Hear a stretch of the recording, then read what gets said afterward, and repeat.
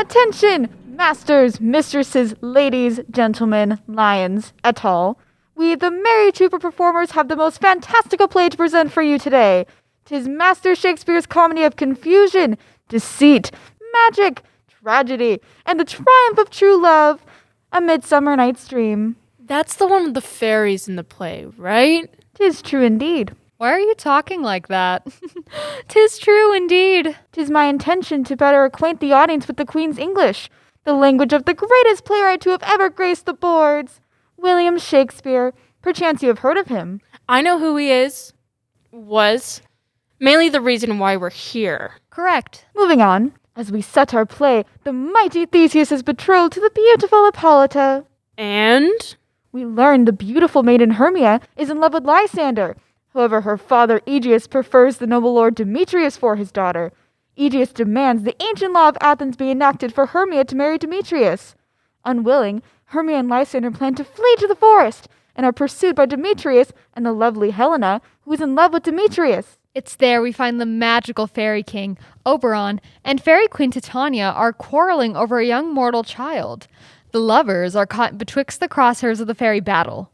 Spells of magic are placed by the knavish sprite called Robin Goodfellow, or Puck as he likes it, and people and fairy alike are found in love with the most strange combinations. And? Oberon, recognizing the mistakes, while Puck enjoys the errors of his ways, commands magic and Robin's help to restore order. And? A play is performed by a band of hard-working, handicraft men of Athens for the Duke's wedding day, at night, in Athens. And?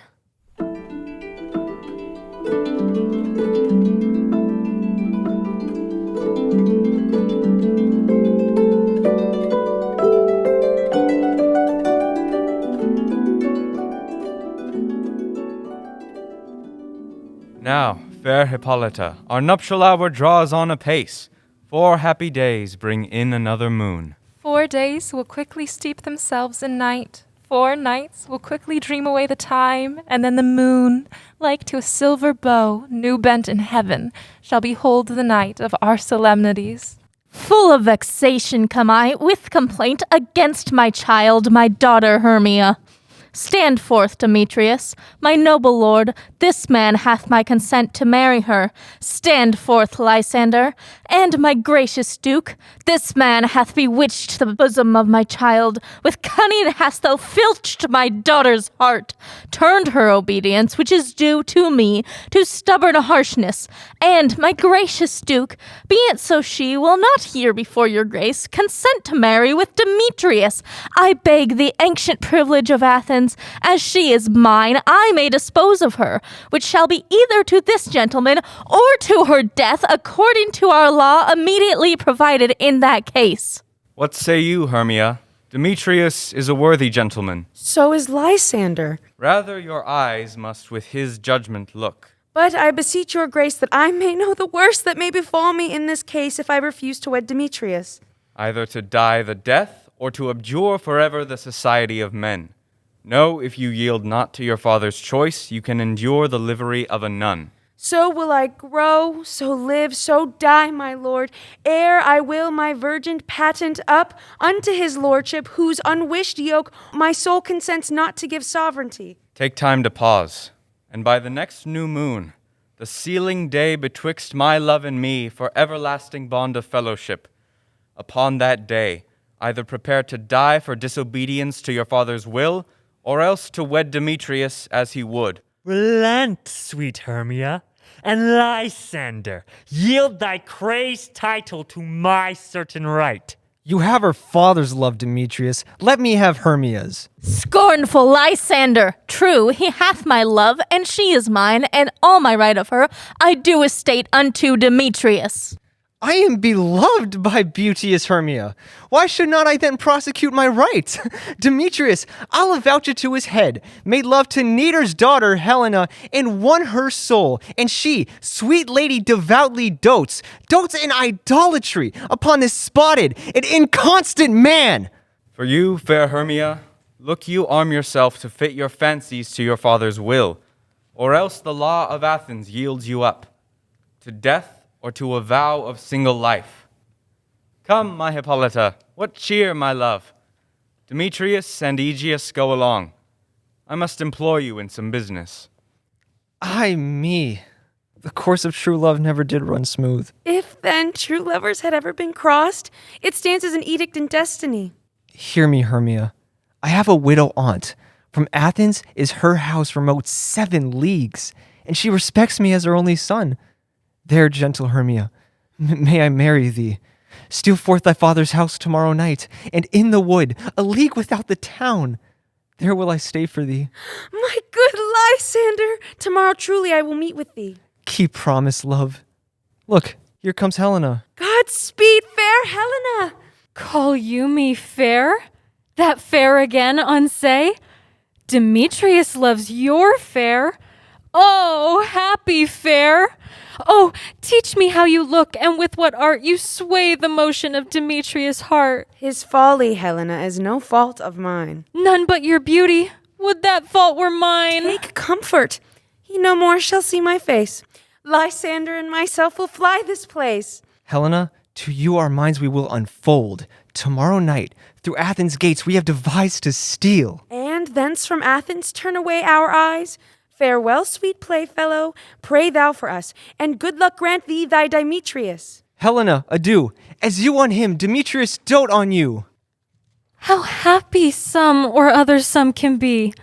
Through Athens I am thought as fair as she, but what of that? Demetrius thinks not so. For ere Demetrius looked on Hermia's eyne, he hailed down oaths that he was only mine. I'll go tell Demetrius of Hermia's flight. Then to the wood will I pursue him tomorrow night.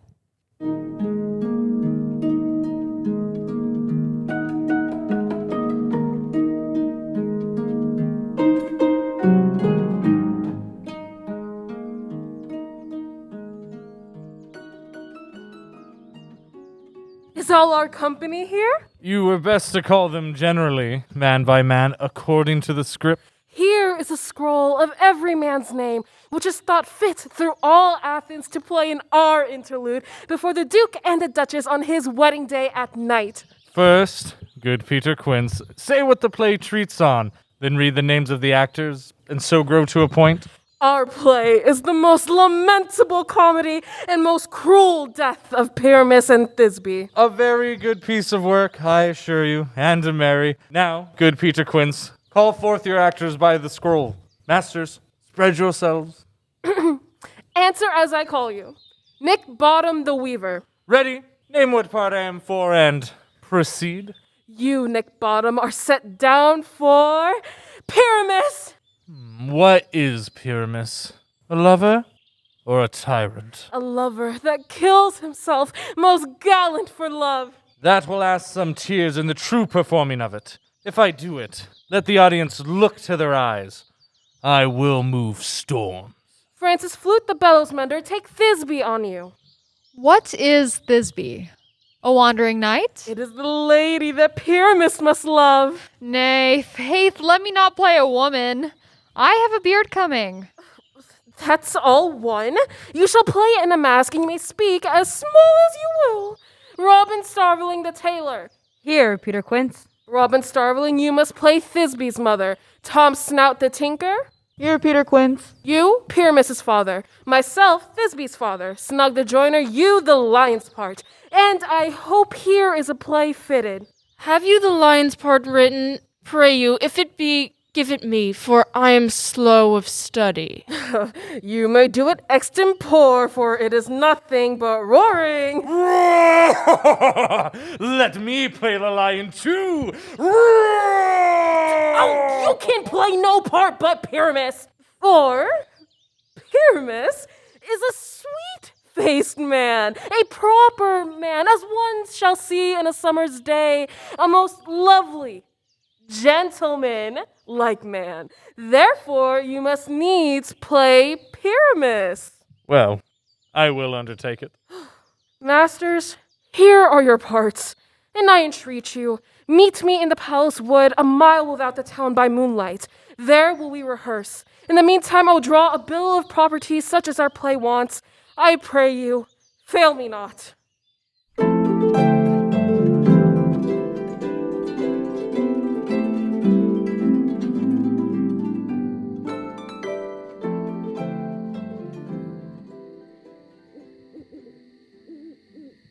now, spirit, whither wander you? Over hill, over dale, over park, over pale, I do wander everywhere, and I serve the fairy queen. The king doth keep his revels here tonight. Take heed the queen come not within his sight. For Oberon is passing fell and wrath, because that she as her attendant hath a lovely boy, stolen from an Indian king. She never had so sweet a changeling. And jealous Oberon would have the child. Nynaeve is trained to trace the forest wild, but she perforce withholds the loved boy, crowns him with flowers and makes him all her joy. And now they never meet in grove or green, by fountain clear or spangled starlight sheen, but they do square that all their elves for fear creep into acorn cups and hide them there. Either I mistake your shape in making quite, or else you are that knavish sprite, called Robin Goodfellow. Those that hobgoblin call you, and sweet Puck. You do their work, and they shall have good luck. Are you not he? Thou speakest right. I am the merry wanderer of the night. But room, fairy, here comes Oberon. And here my mistress. Would that we were gone. Ill met by moonlight, proud Titania. What jealous Oberon! Fairy, skip hence. I have forsworn his bed and company. Tarry, rash wanton. Am not I thy lord? Then I must be thy lady. Why art thou here? The bouncing Amazon Hippolyta to Theseus must be wedded, and you come to give their bed joy and prosperity. How canst thou thus, for shame, Titania, glance at my credit with Hippolyta, knowing I know thy love to Theseus? These are the forgeries of jealousy. Why should Titania cross her Oberon? I do but beg a little changeling boy to be my henchman. Set your heart at rest. The fairy land buys not the child of me. His mother was a votaress of my order, but she, being mortal, of that boy did die. And for her sake do I rear up her boy. And for her sake I will not part with him. How long within this wood intend you stay? Perchance till after Theseus' wedding day. Give me that boy, and I will go with thee. Not for thy fairy kingdom. Fairies, away! We shall chide downright if I longer stay. Well, go thy way. Thou shalt not from this grove till I torment thee for this injury. My gentle Puck, come hither. Thou rememberest once I sat upon a promontory and heard a mermaid on a dolphin's back? I remember. That very time I saw, flying between the cold moon and the earth, Cupid all armed, he loosed his fiery shaft, and marked I where the bolt of Cupid fell. It fell upon a little western flower, before milk white, now purple with love's wound. Maidens call it love in idleness. Puck, fetch me that flower. The juice of it on sleeping eyelids laid will make or man or woman madly dote upon the next live creature that it sees. Fetch me this herb, and we'll see what it doth sow. I'll put a girdle round about the earth in 40 minutes. Having once this juice, I'll watch Titania when she is asleep, and drop the liquor of it in her eyes. The next thing she waking looks upon, be it lion, bear, or wolf, or bull, on meddling monkey, or on busy ape, she shall pursue it with the soul of love.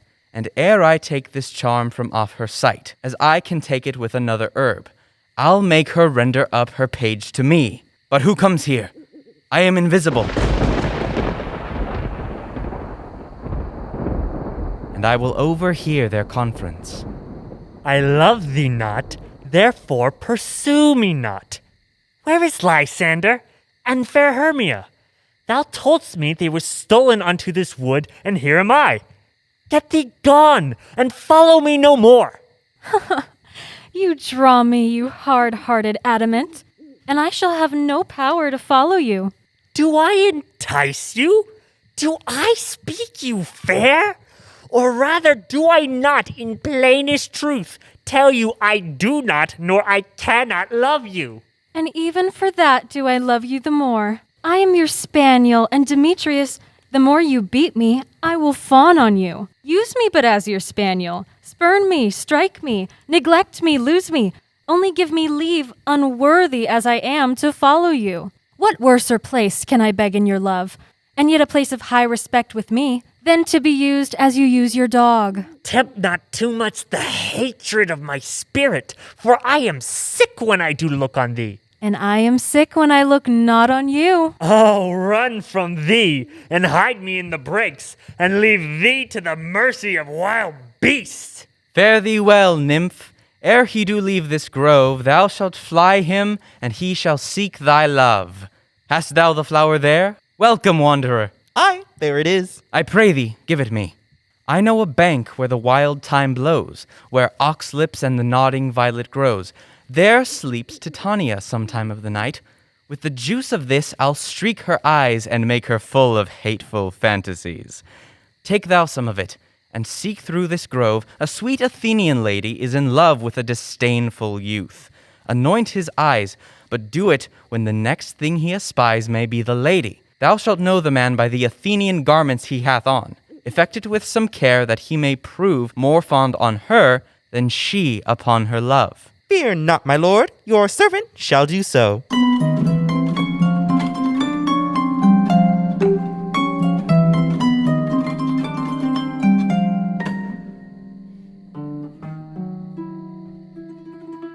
Come, now a fairy song, then to your offices, and let me rest.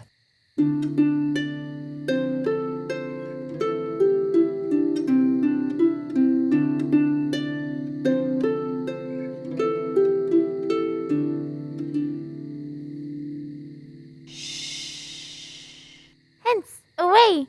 Now all is well. One aloof stand sentinel. What thou seest when thou dost wake, do it for thy true love's take. Love and languish for his sake, be it ounce or cat or bear, pard or boar with bristled hair.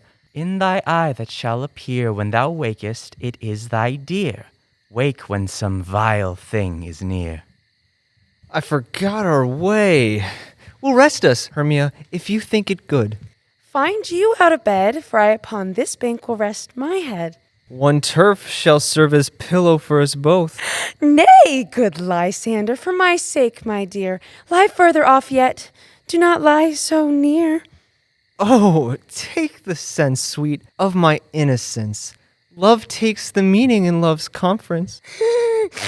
Lysander riddles very prettily, but, gentle friend, for love and courtesy, lie further off. In human modesty, such separation as may well be said becomes a virtuous bachelor and a maid. So, far be distant, and good night, sweet friend. Thy love ne'er alter till thy sweet life end. Amen, amen. To that fair prayer say I. Here's my bed. Sleep give thee all his rest. Through the forest have I gone, but Athenian found I none, on whose eyes I might approve this flower's force and stirring love. Night and silence. Who is here? Weeds of Athens he doth wear. This is he, my master said. Despise the Athenian maid.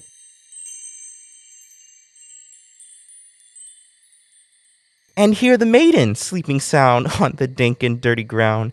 Pretty soul, she durst not lie near this lack-love, this kill curtsy. Churl upon the eyes I throw all the power this charm doth owe. When thou wakes, let love forbid, sleep his seat on thy eyelid. So awake when I am gone, for I must now to Oberon. Stay, though thou kill me, sweet Demetrius. I charge thee hence, and do not haunt me thus. I alone will go. Oh, I am out of breath in this fond chase. But who is here? Lysander? On the ground? Dead or asleep? I see no blood, no wound. Lysander, if you live, good sir, awake! Run through fire I will for thy sweet sake. Transparent Helena, I do repent the tedious minutes I have here with Hermia spent. 'Tis not Hermia, but Helena I love, who will not change a raven for a dove. The will of man is by his reason swayed. Wherefore was I to this keen mockery born? When at your hands did I deserve this scorn? Is it not enough? Is it not enough, young man, that I did never, no, nor never can, deserve a sweet look from Demetrius' eye? But you must flout my insufficiency? But fare you well, perforce I must confess, I thought you a lord of more true gentleness. Ugh! That a lady of one man refused should of another therefore be abused. She sees not Hermia. Hermia, sleep thou there, and never mayst thou come Lysander near. And all my power address your love and might to honor Helen and to be her knight. Lysander. What? Removed. Lysander. Lord. What? Out of hearing? Gone? No sound? No word? Alack, where are you? Speak, and if you hear, speak of all loves. I swoon almost with fear. No? Then I well perceive you all not nigh. Either death or you will find immediately.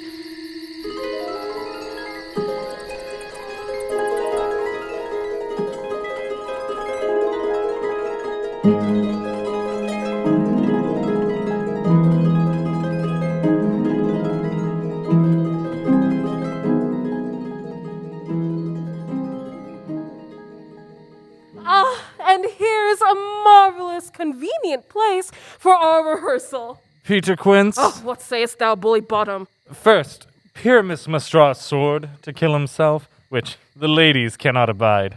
How answer you that? I believe we must leave the killing out when all is done. Not a whit. Write me a prologue, and let the prologue seem to say, we will do no harm with our swords, and that Pyramus is not killed indeed. This will put them out of fear. Well, we will have such a prologue, and it shall be written in 8 and 6. No, make it 2 more. Let it be written in 8 and 8. Will not the ladies be afeard of the lion? I fear it, I promise you. Masters, a lion among ladies is a most dreadful thing. Therefore, another prologue must tell he's not a lion. Nay, you must name his name, and half his face must be seen through the lion's neck. If you think I come hither as a lion, it were pity of my life. No, I am no such thing. I am a man as other men are. And tell them plainly he is Snug the Joiner.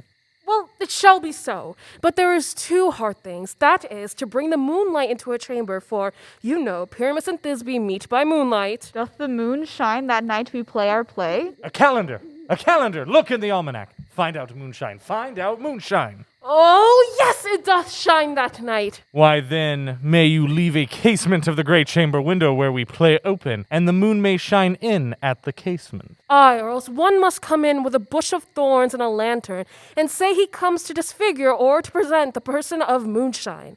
Then we must have a wall in the great chamber, for Pyramus and Thisbe says the story did talk through the chink of a wall. You can never bring in a wall. Some man or other must present wall. If that may be, then all is well. Come sit down, every mother's son, and rehearse your parts. What hempen homespuns have we swaggering here, so near the cradle of the fairy queen? Speak, Pyramus, Thisbe, stand forth. Thisbe, the flowers of odious savor Odors.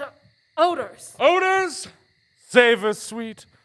So hath thy breath, my dearest Thisbe dear. Bottom. But hark! A voice! Stay thou but here a while, and by will I to thee appear. A stranger Pyramus than e'er played here. Must I speak now? Aye, Mary, must you, for you must understand he goes but to see a noise that he heard, and is to come again. Most radiant Pyramus, most lily-white of hue, of color like the red rose on triumphant briar, most brisky juvenile, and eke most lovely Jew, as truest horse that yet would never tire. I'll meet thee, Pyramus, at Ninny's tomb. Ninny's tomb? Man, well, you must not speak that yet. That you answer to Pyramus, you speak all your part at once, cues and all.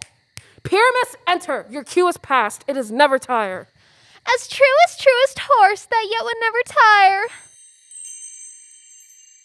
If I were fair, Thisbe, I were only thine. Oh, monstrous! Oh, strange! We are haunted! Pray, masters! Fly, masters! Help! I'll follow you. I'll lead you about around, through bog, through bush, through brake, through briar. Why do they run away? This is a knavery of them to make me afeared. Oh, Bottom, thou art changed. What do I see on thee? Bless thee, bottom, bless thee. Thou art translated. I see their knavery. This is to make an ass of me. To fright me if they could. I will sing that they shall hear I am not afraid. Twinkle, twinkle, little star. What angel wakes me from my flowery bed? How I wonder what you are. I pray thee, gentle mortal, sing again. On the first view to say, to swear, I love thee. Methinks, mistress, you should have little reason for that. And yet, to say the truth, reason and love keep little company together nowadays. Thou art as wise as thou art beautiful. Not so neither. But if I had wit enough to get out of this wood, I have enough to serve my own turn. Out of this wood do not desire to go. Thou shalt remain here, whether thou wilt or no. I am a spirit of no common rate. The summer still doth tend upon my state, and I do love thee. Therefore go with me. I'll give thee fairies to attend on thee, and they shall fetch thee jewels from the deep, and sing while thou on pressed flowers dost sleep. And I will purge thy mortal grossness, so that thou shalt like an airy spirit go. Peas blossom, cobweb, moth, and mustard seed. Penny. And I. And I. And I. Where shall we go? Be kind and courteous to this gentleman. Hop in his walks and gambol in his eyes.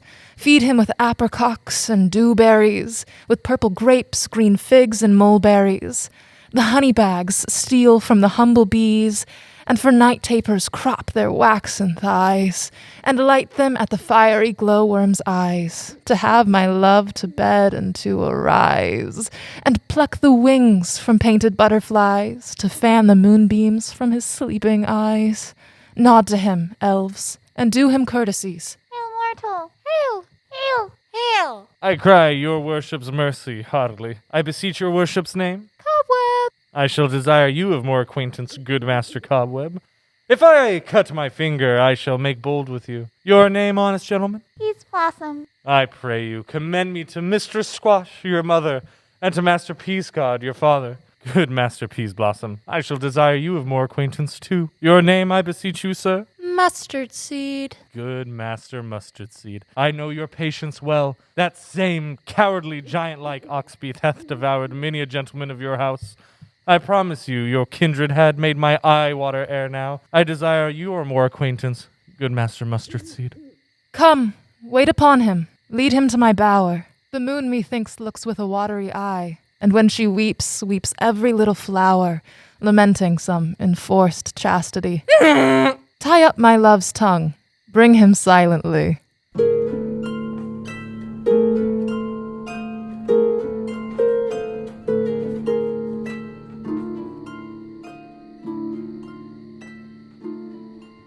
I wonder if Titania be awaked. Here comes my messenger. How now, mad spirit? My mistress with a monster is in love. Near to her close and consecrated bower, while she was in her dull and sleeping hour, a crew of patches, rude mechanicals, that work for bread upon Athenian stalls, were met together to rehearse a play intended for great Theseus' nuptial day. The shallowest thick skin of that barren sort, who Pyramus presented in their sport, forsook his scene and entered in a break, when I did him at this advantage take. An ass's null I fix it on his head. Anon, his Thisbe must be answered, and forth my mimic comes. When they him spy, as wild geese that the creeping fowler eye, or recipated chuffs, many in sort, rising and cawing at the gun's report, sever themselves and madly sweep the sky. So, at his sight, away his fellows fly, and at our step, here o'er and o'er one falls, he murder cries and help from Athens calls. Their sense thus weak, lost with their fears thus strong, made senseless things begin to do them wrong. For briars and thorns at their apparel snatch, some sleeves, some hats, from yielders all things catch. I led them on in this distracted fear, and left sweet Pyramus translated there. When in that moment, so it came to pass, Titania waked and straightway Loved an ass! This falls out better than I could devise. But hast thou yet latched the Athenian's eyes with the love juice, as I did bid thee do? I took him sleeping. That is finished too. And the Athenian woman by his side, that when he waked, of force she must be eyed. Stand close. This is the same Athenian. This is the woman, but not this the man. Oh, why rebuke you him that loves you so? If thou hast slain Lysander in his sleep, being o'er shoes in blood, plunge in the deep and kill me too. The sun was not so true unto the day as he to me. Would he have stolen away from sleeping Hermia? What's this to my Lysander? Where is he? Good Demetrius, wilt thou give him me? I had rather give his carcass to my hounds. Out, dog! Out, cur! Thou drivest me past the bounds of maiden's patience. I am not guilty of Lysander's blood, nor is he dead for aught that I can tell. I pray thee, tell me that he is well. And if I could, what should I get therefore? A privilege never to see me more. There is no following her in this fierce vein. Here therefore for a while I will remain. What hast thou done? Thou hast mistaken quite, and laid the love juice on some true love's sight. Then fate o'errules that one man holding troth, a million fail, confounding oath on oath. About the wood go swifter than the wind, and Helena of Athens look thou find. By some illusion see thou bring her here. I'll charm his eyes against she do appear. I go. Look how I go. Swifter than arrow from the Tartar's bow. Flower of this purple dye, hit with Cupid's archery, sink in apple of his eye when his love he doth espy. Let her shine as gloriously as the Venus of the sky. When thou wakest, if she be by, beg of her for remedy. Captain of our fairy band, Helena is here at hand. Stand aside. The noise they make will cause Demetrius to awake. Then we'll two at once woo one that must needs be sport alone, and those things do best please me that befall preposterously. How can these things in me seem scorn to you? Bearing the badge of faith to prove them true. These vows are Hermia's. Will you give her o'er? I had no judgment when to her I swore. Nor none in my mind, now you give her o'er. Demetrius loves her, and he loves not you. Oh, Helena, goddess, nymph, perfect, divine, to what, my love, shall I compare thy eyne? Crystal is muddy, oh, how ripe in show thy lips, those kissing cherries, tempting grow. Oh, spite! Oh, hell! I see you all are bent to set against me for your merriment. If you were civil and knew courtesy, you would not do me thus much injury. Can you not hate me, as I know you do? But you must join in souls to mock me too? Helen, it is not so. Disparage not the faith thou dost not know, lest to thy peril thou buy it dear. Look, where thy love comes, yonder is thy dear. Why unkindly didst thou leave me so? Why should he stay, whom love doth press to go? What love could press Lysander from my side? Fair Helena, who more engilds the night than all your fiery O's and eyes of light. You speak not as you think. It cannot be. Lo, she is one of this confederacy. Now I perceive they have conjoined all three to fashion this false sport in spite of me. Injurious Hermia, most ungrateful maid, have you conspired to bait me with this foul derision? Is all the counsel that we two have shared, the sisters' vows, the hours that we have spent when we have chid the hasty-footed time for parting us? Oh, is it all forgot? And will you rent our ancient love asunder to join with men in scorning your poor friend? It is not friendly, 'tis not maidenly. Our sex as well as I may chide you for it, though I alone do feel the injury. I understand not what you mean by this. I do persever, counterfeit sad looks, make mouths upon me when I turn my back, wink at each other, hold the sweet jest up. This sport well carried shall be chronicled. If you have any pity, grace, or manners, you would not make me such an argument. But fare ye well, 'tis partly my own fault, which death or absence soon shall remedy. Stay, gentle Helena. Hear my excuse, my love. My life, my soul, fair Helena. Oh, Excellent. Sweet, do not scorn her so. Helen, I love thee. By my life, I do. I say I love thee more than he can do. Am I not Hermia? Are you not Lysander? I am as fair now as I was erewhile. Since night you loved me, yet since night you left me. Why, then you left me. Oh, the gods forbid. In earnest shall I say? I, by my life, and never did desire to see thee more. Therefore, be out of hope, of question, of doubt. Be certain, nothing truer. 'Tis no jest that I do hate thee and love Helena. Oh, me!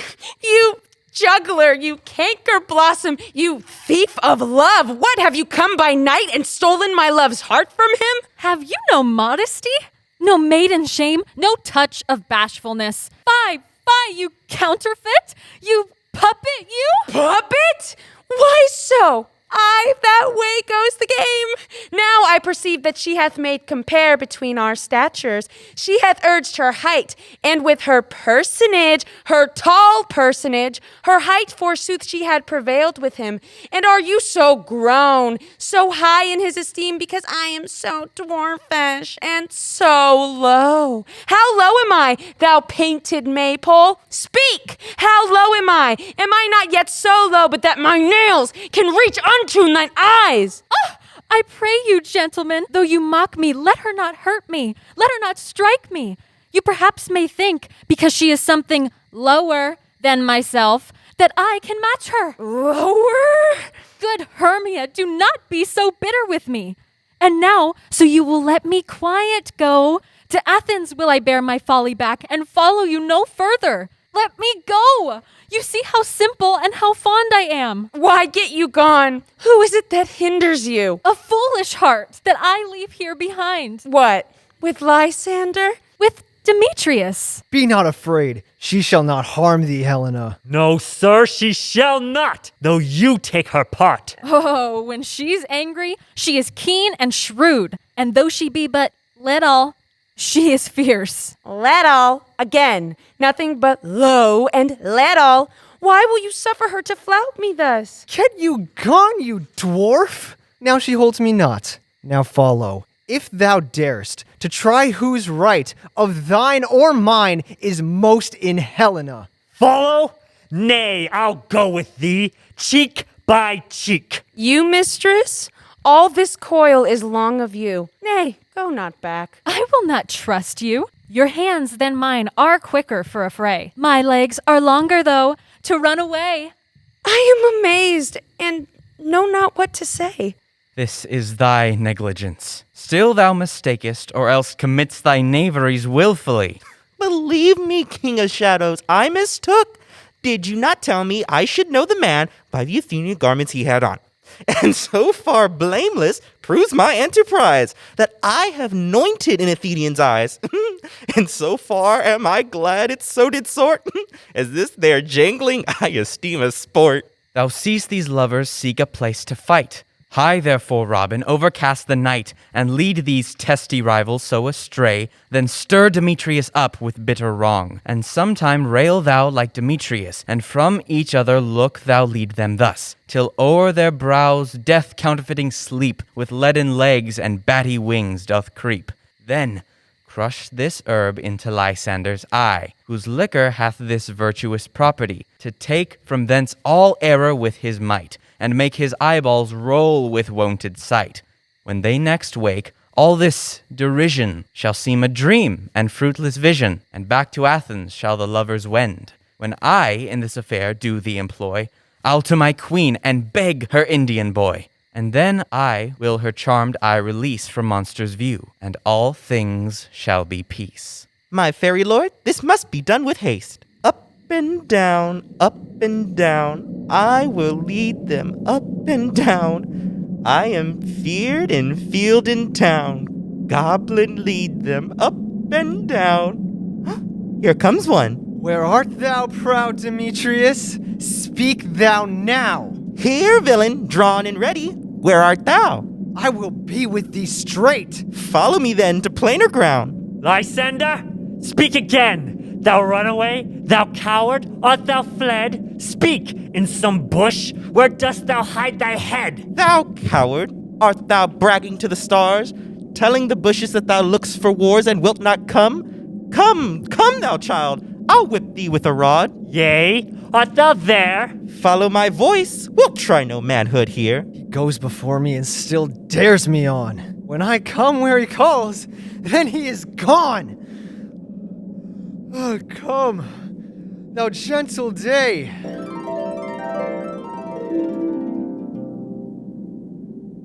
Ho, ho, ho! Coward, why comest thou not? Abide me, if thou darest. Thou runst before me, shifting every place, and darest not stand nor look me in the face? Where art thou now? Come hither, I am here. Nay then, thou mockst me. By day's approach looks to be visited. Oh, weary night. Oh, long and tedious night, abate thy hour. Shine comforts from the east, that I may back to Athens by daylight.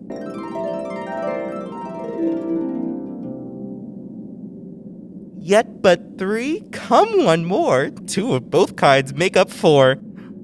Here she comes, cursed and sad. Cupid is a knavish lad, thus to make poor females mad. Never so weary, never so in woe. Here will I rest me till the break of day. Heavens, shield Lysander if they mean a fray. On the ground, sleep sound, I'll apply to your eye, gentle lover, remedy. When thou wakes, thou takes true delight in the sight of thy former lady's eye, and the country proverb known, that every man should take his own, in your waking shall be shown. Jack shall have Jill, naught shall go ill, the man shall have his mare again, and all shall be well.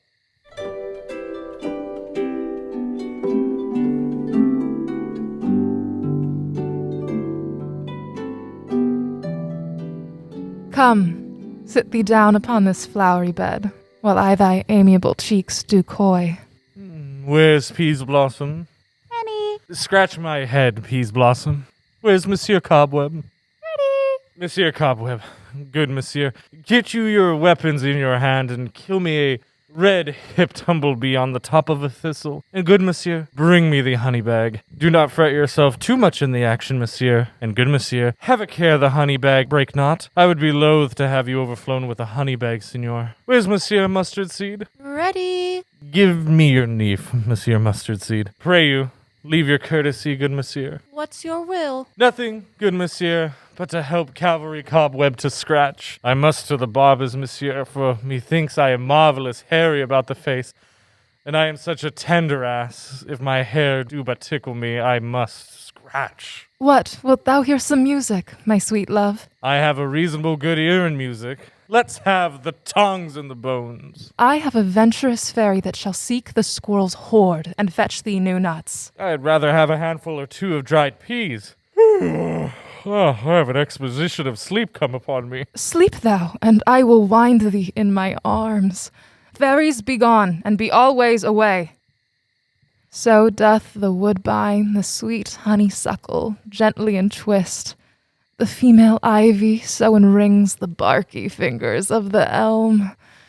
Oh, how I love thee, how I dote on thee. Her dotage now I do begin to pity. Be as thou wast wont to be, see as thou wast wont to see. Dian's bud or Cupid's flower hath such force and blessed power. Now, my Titania, wake you, my sweet queen. My Oberon, what visions have I seen? Methought I was enamored of an ass. There lies your love. How came these things to pass? Oh, how mine eyes do loathe his visage now. Silence a while. Robin, take off this head. Fairy King, attend and mark. I do hear the morning lark. Come, my lord, and in our flight tell me how it came this night.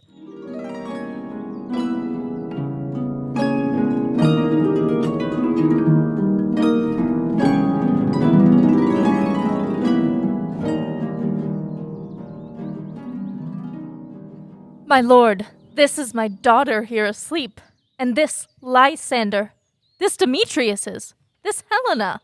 I wonder of their being here together. Is not this the day that Hermia should give answer of her choice? It is, my lord. Good morrow, friends. Saint Valentine is past. Begin these wood birds but to couple now? Pardon, my lord. I pray you all, stand up. I know you two are rival enemies. How comes this gentle concord in the world, that hatred is so far from jealousy, to sleep by hate and fear no enmity? My lord, I shall reply amazedly, half sleep, half waking, but as yet I swear I cannot truly say how I came here. But as I think, for truly what I speak, now I bethink me, so it is. I came with Hermia hither. Our intent was to be gone from Athens. Enough, enough, my lord, you have enough. They would have stolen away, they would, Demetrius, thereby to have defeated you and me. You of your wife and me of my consent that she should be your wife. But, my good lord, I wot not by what power, but by some power it is. My love to Hermia, melted as the snow, the object and the pleasure of mine eye is only Helena. Fair lovers, you are fortunately met. Aegeus, I will overbear your will. For in the temple by and by with us these couples shall eternally be knit. And, for the morning now is something worn, our purposed hunting shall be set aside. Away with us to Athens, 3 and 3. We'll hold a feast in great solemnity. Come, Hippolyta. Methinks I see these things with parted eye when everything seems double. And I have found Demetrius like a jewel, mine own and not mine own. Are you sure that we are awake? Do not you think the Duke was here and bid us follow him? Yes, and my father. And he did bid us follow to the temple. Why, then, we are awake. Let's follow him, and by the way, let us recount our dreams. When my cue comes, call me and I will answer. My next is Most Fair Pyramus. Hi-ho, Peter Quince. Flute the bellows mender. Snout the tinker. Starveling. God's my life, stolen hence and left me asleep. I have had a most rare vision. I have had a dream past the wit of man to say what dream it was. Man is but an ass. If he go about to expound this dream, methought I was, there is no man can tell what, methought I was, and methought I had. But man is but a patched fool, if he will offer to say what methought I had. The eye of man hath not heard, the ear of man hath not seen. Man's hand is not able to taste, his tongue to conceive, nor his heart to report what my dream was. I will get Peter Quince to write a ballad of this dream. It shall be called Bottom's Dream, because it hath no bottom. And I will sing it in the latter end of a play before the Duke, peradventure.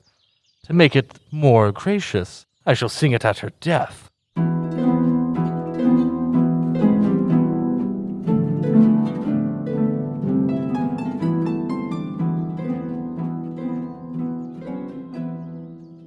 Have you sent to Bottom's house? Is he come home yet? He cannot be heard of. Out of doubt he is transported. If he come not, then the play is marred.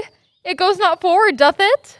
It is not possible. You have not a man in all Athens able to discharge Pyramus but he. No, he hath simply the best wit of any handicraft man in Athens. Yes, and the best person too. And he is a very paramour for a sweet voice. You must say paragon. A paramour is, God bless us, a thing of naught. Masters, the Duke is coming from the temple, and there is 2 or 3 lords and ladies more married. If our sport had gone forward, we had all been made men. Oh, sweet bully bottom. Thus hath he lost 6 a day during his life. He could not have scaped 6 a day. And the Duke had not given him 6 a day for playing Pyramus. I'll be hanged. He would have deserved it. 6 a day in Pyramus, or nothing. Where are these lads? Where are these hearts? Bottom! Oh, most courageous day! Masters, I am to discourse wonders, but ask me not what, for if I tell you I am no true Athenian, I will tell you everything right as it fell out. Let us hear, sweet bottom. Not a word of me. All that I will tell you is that the Duke hath dined. Get your apparel together, good strings to your beards, new ribbons to your pumps. Meet presently at the palace. Every man look o'er his part, for the short and the long is, our play is preferred. In any case, let Thisbe have clean linen, and let not him that plays the lion pare his nails, for they shall hang out for the lion's claws. And most dear actors, eat no onions, nor garlic, for we are to utter sweet breath, and I do not doubt but to hear them say, it is a sweet comedy. No more words. Away! Go! Away!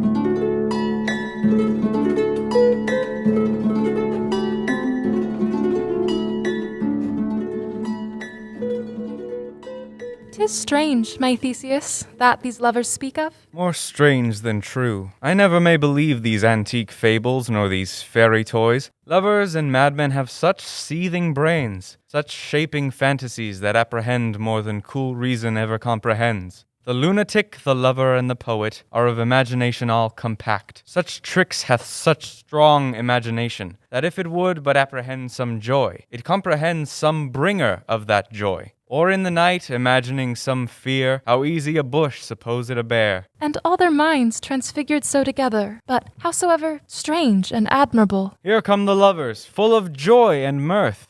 Come now, what masks, what dances shall we have? Where is our usual manager of mirth? What revels are in hand? Call Philostrate. Here, mighty Theseus. Say, what abridgment have you for this evening? What mask? What music? Make choice of which your highness will see first. A tedious, brief scene of young Pyramus and his love Thisbe. Very tragical mirth. Merry and tragical. Tedious and brief. That is hot ice and wondrous strange snow. How shall we find the concord of this discord? A play there is, my lord, some 10 words long, which is as brief as I have known a play, but by 10 words, my lord, it is too long. What are they that do play it? Hard-headed men that work in Athens here, which never labored in their minds till now. And we will hear it. No, my noble lord, it is not for you. I will hear that play. Go, bring them in, and take your places. The prologue is addressed.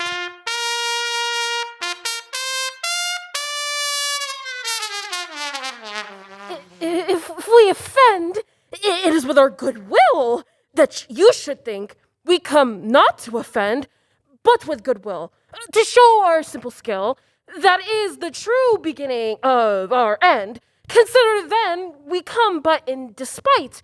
We do not come as minding to contest you. Our true intent is all for your delight. We are not here that you should hear. Repent you. The actors are at hand, and by their show you shall know all that you are like to know. This fellow doth not stand upon points. He hath rid his prologue like a rough colt. He knows not the stop. A good moral, my lady. It is not enough to speak, but speak true. Indeed, he hath played on his prologue like a child, on a recorder, a sound, but not in government. His speech was like a tangled chain, nothing impaired, but all disordered. Who is next? Gentles, perchance you wonder at this show, but wonder on till truth make all things plain. This man is Pyramus, if you would know. This beauteous lady Thisbe is certain. This man with lime and rough cast doth present wall, that vile wall which did these lovers sunder. And through walls chink poor souls, they are content to whisper, at the which let no man wonder. This man with lantern, dog, and bush of thorn presenteth moonshine. For, if you will know, by moonshine did these lovers think no scorn to meet at Ninus' tomb, there to woo. This grisly beast, which lion hight by name, this trusty Thisbe coming first by night, did scare away, or rather did affright. And as she fled, her mantle she did fall, which lion vile with bloody mouth did stain. Anon comes Pyramus, sweet youth and tall, and finds his trusty Thisbe's mantle slain, whereat with bloody, blameful blade, he bravely broached his boiling bloody breast, and Thisbe, tearing in mulberry shade, his dagger drew and died.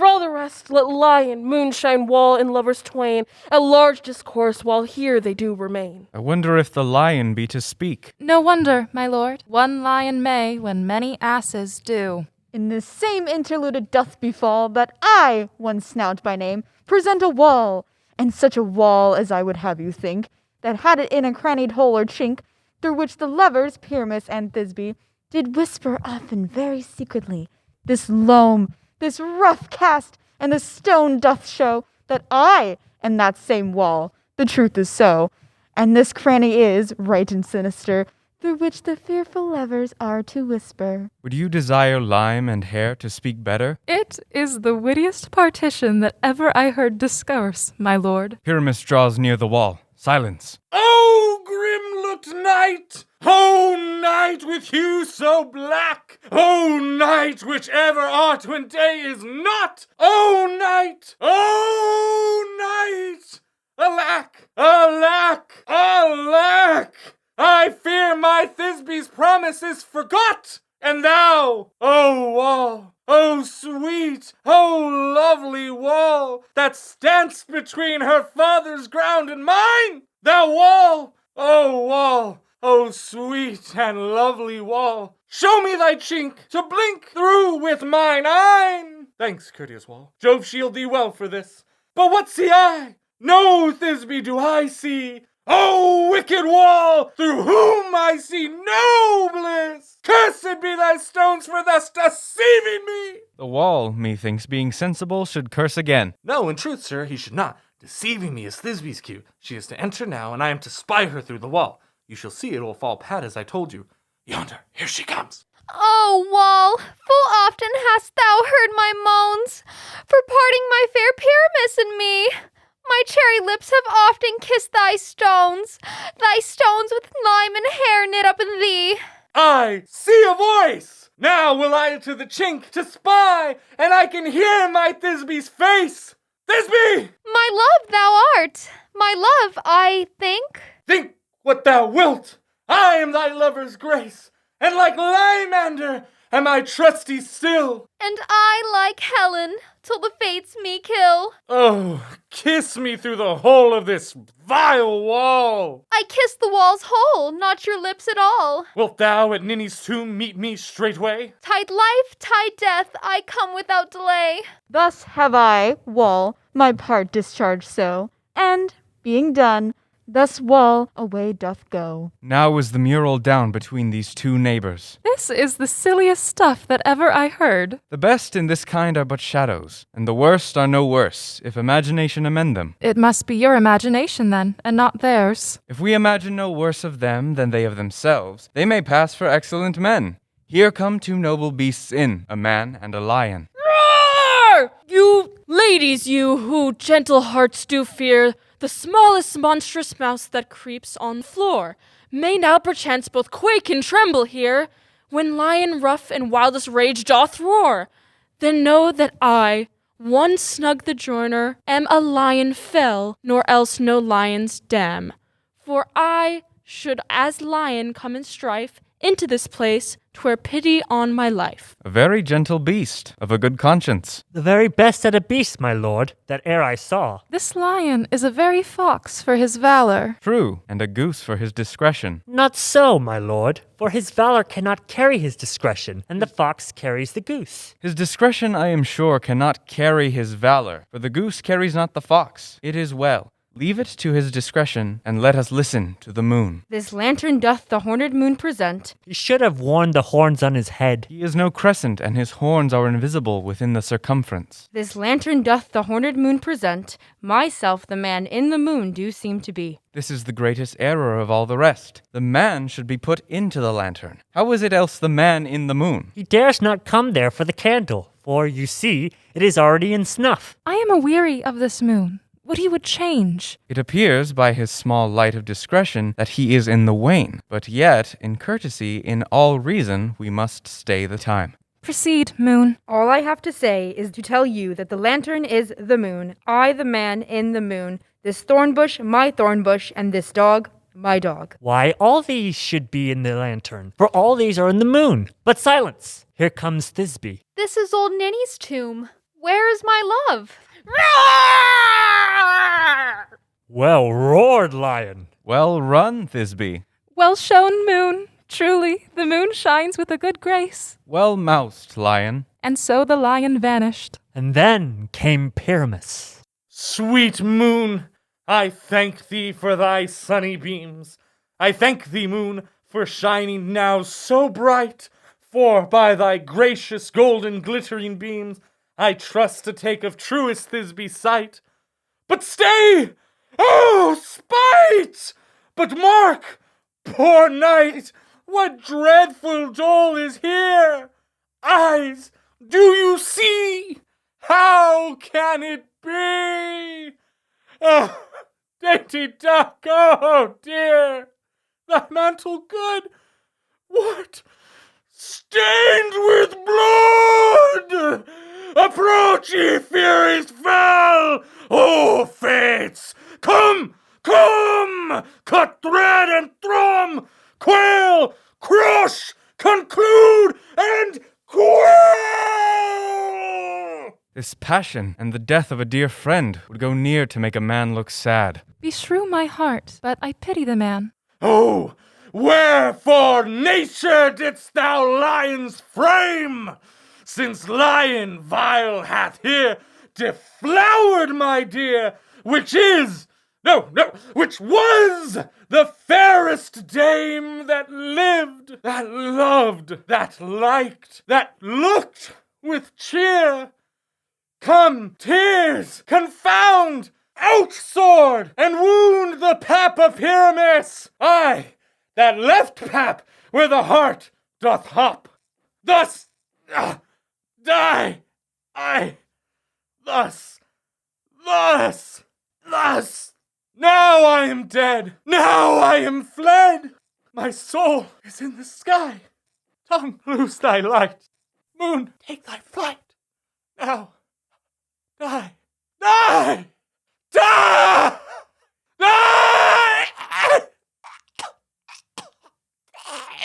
die. No die, but an ace for him, for he is but one. Less than an ace, man, for he is dead. He is nothing. With the help of a surgeon he might yet recover and prove an ass. How chance moonshine is gone before Thisbe comes back and finds her lover? She will find him by starlight. Here she comes, and her passion ends the play. Methinks she should not use a long one for such a Pyramus. I hope she will be brief. A mote will turn the balance, which Pyramus, which Thisbe is the better. He for a man, God warrant us. She for a woman, God bless us. She hath spied him already with those sweet eyes. And thus she means videlicet. Asleep, my love? What? Dead, my dove? Oh, Pyramus, arise! Speak! Speak!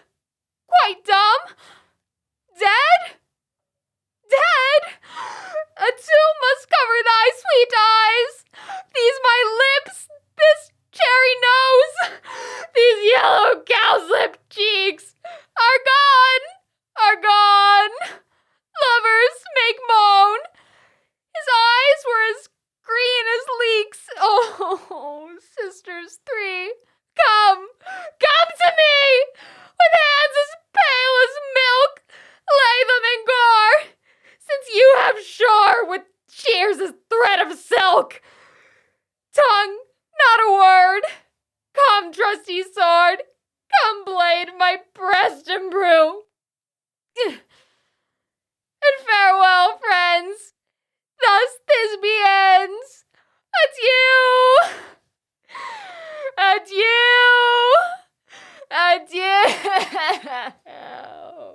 Moonshine and Lion are left to bury the dead. Aye, and Wall too.